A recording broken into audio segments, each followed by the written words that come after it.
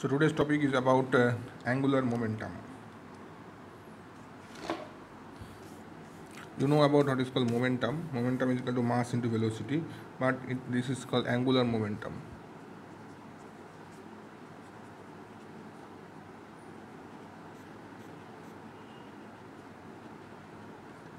Or in short form, it is called moment of momentum.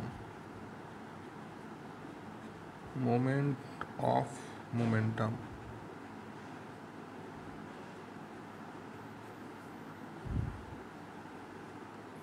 So what is this? Like an object is rotating. This is the x and y, x, y, and z axis. An object is rotating in this way.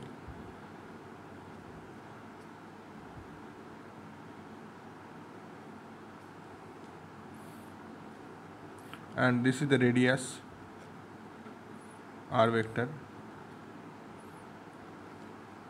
So momentum, if the momentum is working in this direction, P is equal to mv vector. Okay, then the angular momentum will work L is equal to r vector cross p vector. So it will understand this is called also this is a axial vector. This is working along the direction axis, along the axis. So that is the angular momentum. So angular momentum will be represented. So anything is multiplied with the r, then this will become the angular momentum, or you can say moment of momentum. So you can write L vector is equal to L is angular vector is equal to r vector cross p vector. Okay, so cross product means we can write also, you know that p vector is equal to mv vector. So cross product means you can write L is equal to rp sine theta. So L is equal to r mv. It means what? mv sine theta.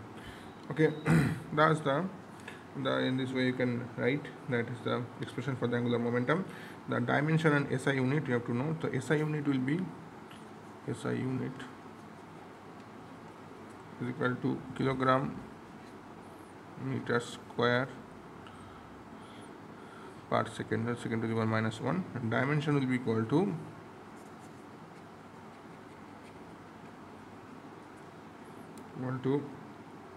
m L square t to the power of minus 1. Okay, that is the dimension. So remember these few things. The angular momentum is an axial vector as its points along the axis of rotation. And the unit of angular momentum is also, you can say, another unit of momentum is, you can say, that is called joule second. Okay, joule second is also the unit of angular momentum. Angular momentum is the rotational analogous of the linear momentum. So momentum means what? Momentum is mass into velocity, but in case of rotational motion, when you think about the mass into velocity, that means that is become the angular momentum. Okay, so this is the things called angular momentum. Now we will learn about the relation between the torque and the angular momentum. So heading relation between torque and angular momentum.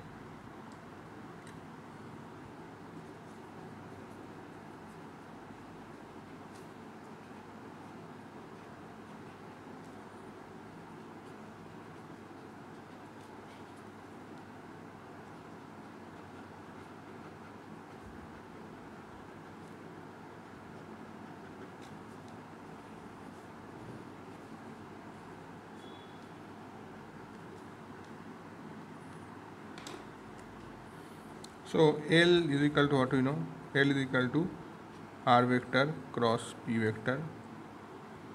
Now we differentiate both the sides. We can get dl by dt is equal to d by dt r vector cross p vector, or you can write dr by dt cross p vector plus r vector cross dp by dt.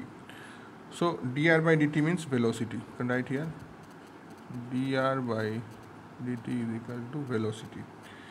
and dp by dt is equal to f. So now P is equal to what? P is equal to also P is equal to m into v. M. So we put this one, we can get dl by dt is equal to v vector cross m v vector plus r vector plus f vector is equal to m common. So then v cross v plus r cross f. So now v cross v will become 0. Okay, so we'll get dl by dt is equal to r cross f. R cross f is nothing but tau vector. So dl by dt is equal to tau. That is the relation between the torque and the angular momentum. So remember this relation, dl by dt is equal to tau vector. That is the angular momentum. Now if you put tau is equal to 0, then what will happen? Then if tau is equal to 0, so that is another topic, that is called conservation of linear momentum. Conservation, from this derivation also you can prove conservation, this separate conservation